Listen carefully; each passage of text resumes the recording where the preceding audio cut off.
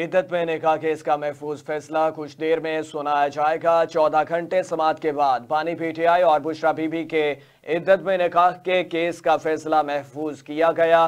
गुज़श्ता रोज senior civil जज इस्लामाबाद कुदरतुल्ला ने बानी पीटीआई और उनकी अहलिया बुशरा बीबी के खिलाफ इद्दत के दौरान निकाह केस का फैसला महफूज किया, जो आज दिन 1 बजे सुनाए जाने का इम्कान जाहिर किया जा रहा।